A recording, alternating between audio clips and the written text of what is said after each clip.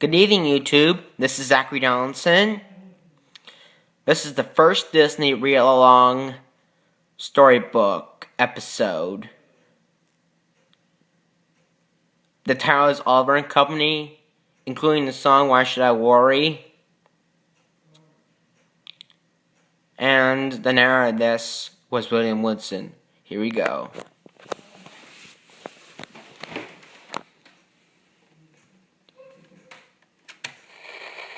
Oops.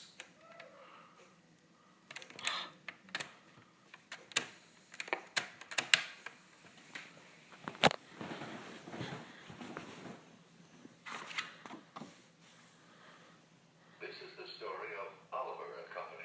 You can read along with me in your book. You will notice time to turn the page when you hear the chimes ring like this.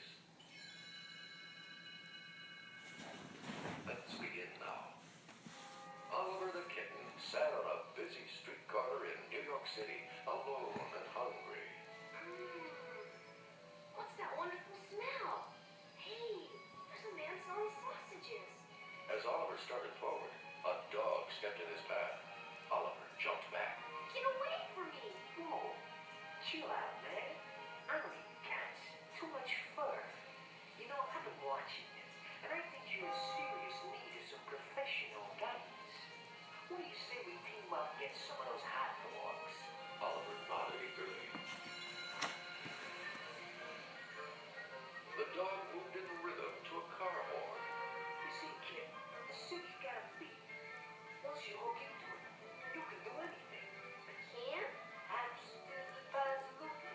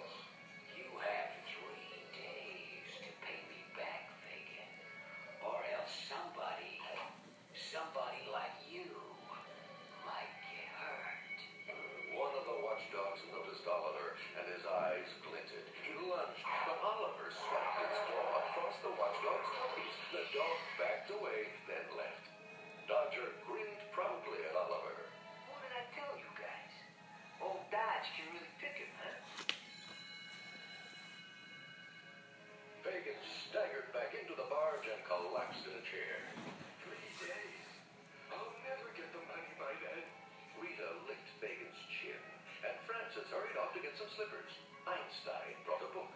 Fagin began to feel better. All right, Einstein, I'll read to you. But only one chapter. Once upon a time, there was a dog named Sparky. Oliver sighed, snuggled up next to Dodger, and fell asleep.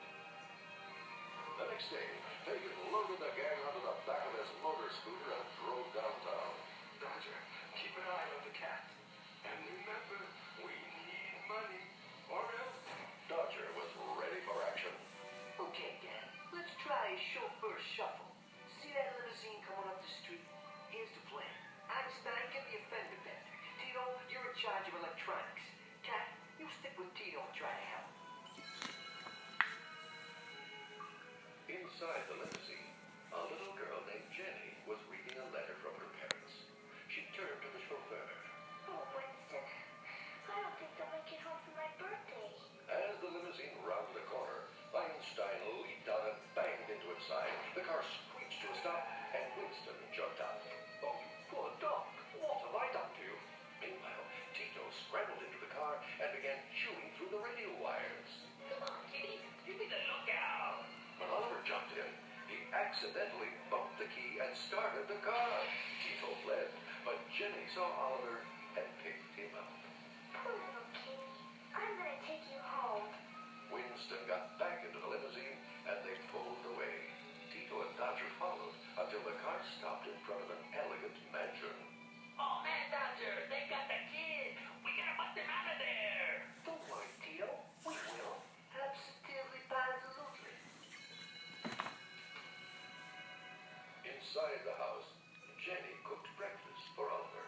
I bet you're starved, huh? Here, you can use Georgette's bowl. She poured the food into a gold dish.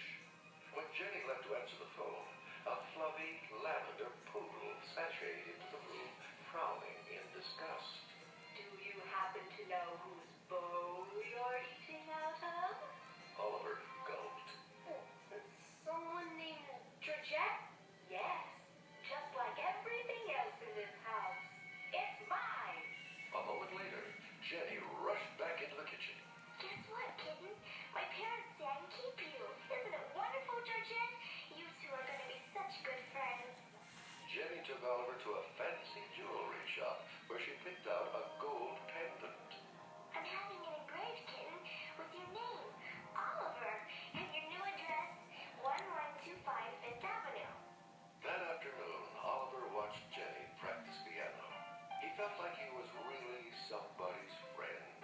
It was almost too good to be true. The next day, while Jenny was at school, the gang crept into the mansion and went up to Jenny's room where they ran into Georgette. So, you mutts are here to rescue your kitten? I'd be delighted to help you. This cat's cramping my style. When Rita noticed how happy Oliver looked, asleep on Jenny's bed, she had second thoughts. But Georgette was already picking up Oliver. She stuffed him into a pillowcase. Now get going, Mutt. Hurry, use the fire escape. The dogs took Oliver back to the barge. When they let him out of the bag, he looked up sadly at Dodger. I was really happy there. Why'd you guys take me? Hey, this place not good enough for you anymore, kid? Don't want to mix with the riff-raff? No, I like everyone in the game. But there's a little girl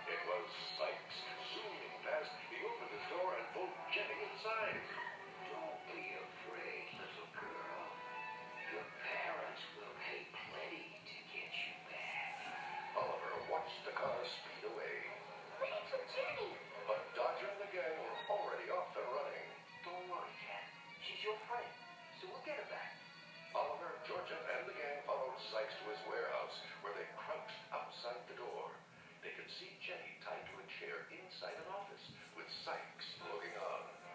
When he stepped away, Dodger nudged Francis. You go in first and keep an eye on the mines. Make sure the coast is clear. A moment later, Dodger and the others slipped inside the office. Oliver jumped into Jenny's lap. Oh, Oliver. They untied her and hurried to the living door. When they opened it, Sykes was standing outside. The party's over, dogs. Suddenly, there was the sound of a sputtering motor. Climb on board, everyone! It was Fagin on his scooter. He gunned the engine and raced past the stubborn Sykes. Put your heads, gang! We're going for a little ride on the subway! Georgette watched him hover as Fagin clattered down the station entrance and right onto the subway tracks. But as the scooter gathered speed, he turned around. Sykes is right behind us! He's crashing into the scooter! Jenny, look out! The collision had knocked Jenny onto the hood of Sykes' car. Oliver and Dodger leaped onto the limousine to help out. There was a blast of cold air as the scooter and car emerged onto the Brooklyn Bridge. Jenny held onto the hood ornament on Sykes' car. There's a train coming. Right at us. Mr. Fagin, help! Fagin leaned backward and with a tremendous yank pulled Jenny back onto the scooter. At the same instant, with the train inches away, he swerved and drove up onto the bridge railing. Jenny screamed and covered her face. The train hit Sykes' limousine, and the car sank into the river with Oliver and Dodger on it. The gang peered down from the bridge, but they saw only rushing water. Several long moments passed, and there was a noise behind them, and Dodger stepped out from the shadows. In his mouth, he held a limp, lifeless kitten. Jenny raced over. Oliver, please be all right. The little kitten slowly opened his eyes and looked up at her. Jenny pulled him close. Oh, Oliver. The next day, the whole gang was invited to Jenny's house for a birthday party. After she thanked them for her gifts, Oliver followed Dodger outside. Thanks for everything, Dodger. Take care of yourself, kid. And if you ever need anything, you'll know where to find me. Oliver smiled at his friend. Positively, positively.